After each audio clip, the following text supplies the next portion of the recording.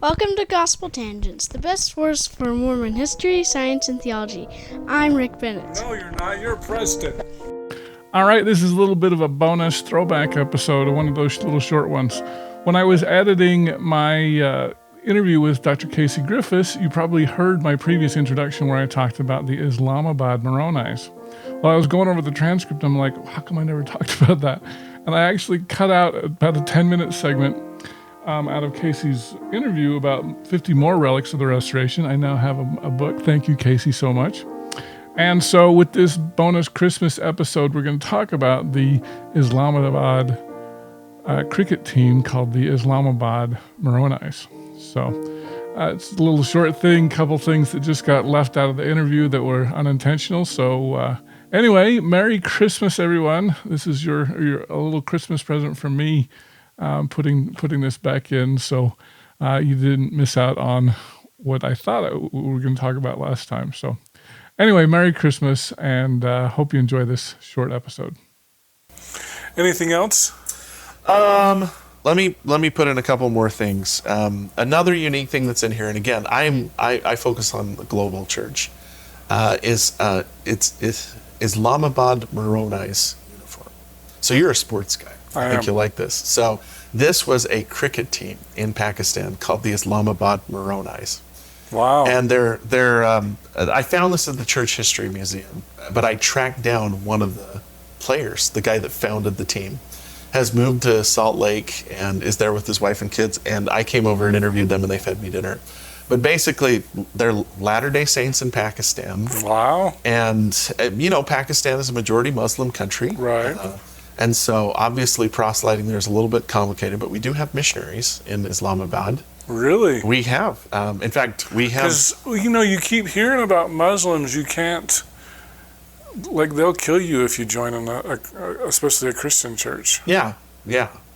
And this was one of those cases where these people were they were Christians that had converted to the church.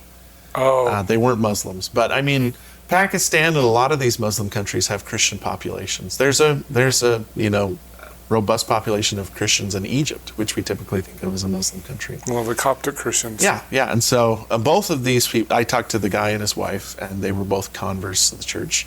But, proselyting is complicated. Because you don't talk to Muslims, period. Yeah. And this guy had served a mission for the church, and so had his wife. His wife had served a mission on Temple Square.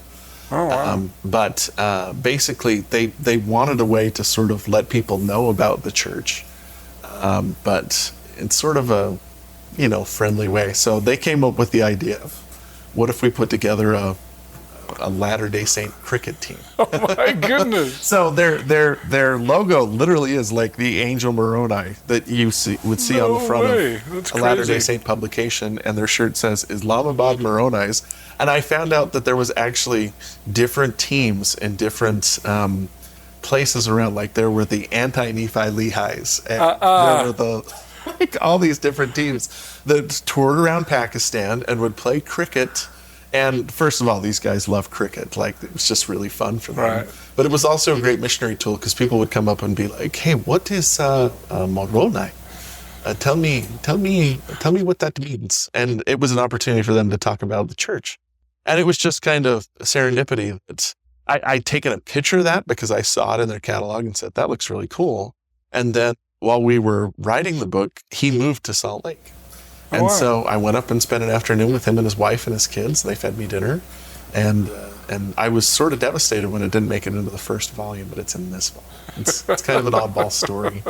It's there. And that's linked to one other thing that I want to See, I'm surprised at Mary Jane, because she's like the India expert, right? Yeah, Mary Jane's done a lot of good stuff. Well, you're thinking of Intn'l and Rutherford. Oh, okay. She's done a lot of stuff on India, but Pakistan, I don't know if we've had anybody deal with. I bet Intn'l has done something, because she's just so thorough. Okay. But anyway, that was one story that I was thrilled to put in. Another one is a little further over, but Armenia. Maybe you've heard about the church in Armenia a little bit. But I mean, all I know is Jackson Washburn served a mission there. Jackson Washburn served a mission there, and he's a great guy, and he could probably talk to you about that. But this was The Armenian genocide, as you probably know, is one of the... That's a big issue with Turkey, right? It is an underreported, maybe under-discussed story, because, I mean, it's a genocide, and it happens in the early 20th century. Just hundreds of thousands, maybe more, Armenians are killed. Well, a part of the story that people don't know is that there was several branches of the church in Armenia at the time the genocide happened. And before the genocide occurred, they started to, read the tea leaves and realize that things were getting dangerous for Armenians, and especially Latter-day Saint Armenians, who, are a minority within a minority.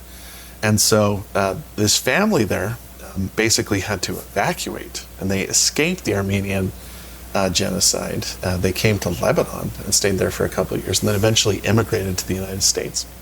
And the matriarch of this family brought along with her this really unique style of lace creation, where if you look at it, and there's a good photo of this in the book, she creates these lace doilies through knots.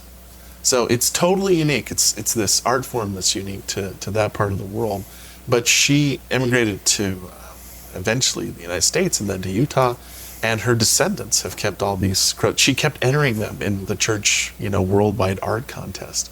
And we tracked down the family and interviewed them about their story. And again, I mean, the objects in this book are an excuse to highlight stories, right? Now, is it okay for me to use images from that? Oh yeah, I'll give you the images. Okay. I mean, I own them, and so I'm familiar with them. And the crochet work here is beautiful. She won the church art contest several times, and the family is just really, really proud. And they're also super proud of the fact that being an Armenian Latter-day Saint is not something you run into every single day. So, linked to one of the biggest stories of the 20th century, what happened to the Armenians, and tells the story of how they escape. There's actually a really good online exhibit that the church set up that tells the story of the Armenian saints and their escape from the genocide, where a lot of miracles happened. That just, the right government official at the right time opened the door, and they made it out before they would have faced serious consequences, the likes of which it's difficult for us to think about. So, I know. So I'm really thrilled that one's in the book too, and just happy. Some of these people, I'm happy that I can go back and say, hey, here's the book. Your grandma's story is going to be highlighted. She passed away a couple of years ago. But I went back and actually found articles from the church news that talked about these Armenian members of the church, where they had submitted, this kind of lace work to the church in the 1930s before they even made it to the Americas, because they spent a fair amount of time in Lebanon just trying to get visas to come into the United States. So really, really cool story too, that we're proud of to be there as well. Cool.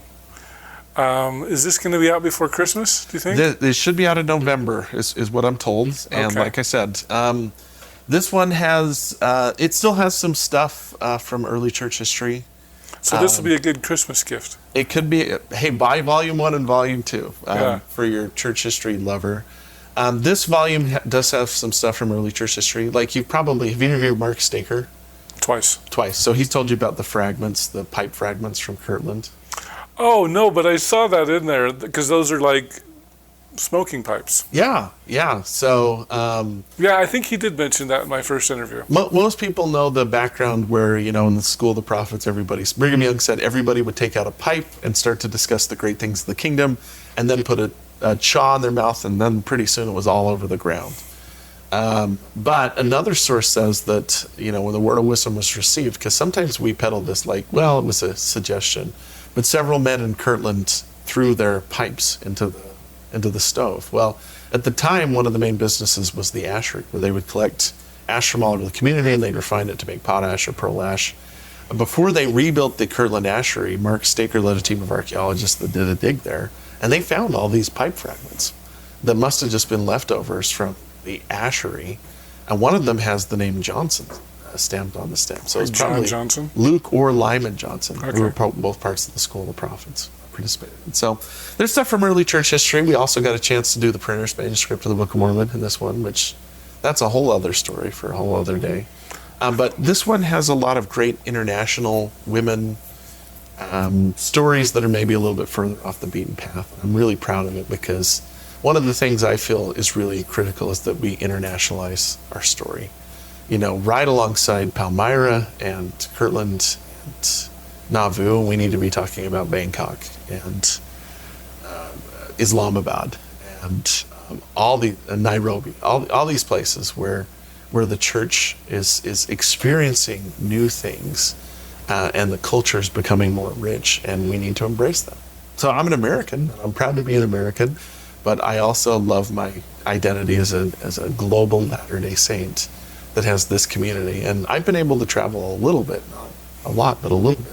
I've always been warmly embraced by the local saints, and just really, really fall in love with these little communities they've built all over the world. So that's a big part of this book, is to highlight these communities and to try and use these objects to not just explain, hey, here's what the religious life of the community was like, but hey, here's what a 1930s dance hall in a weird Utah town looks like. Or, hey, mothers and daughters passed on this unique form of Armenian lace to each other, and now it's part of our church culture too.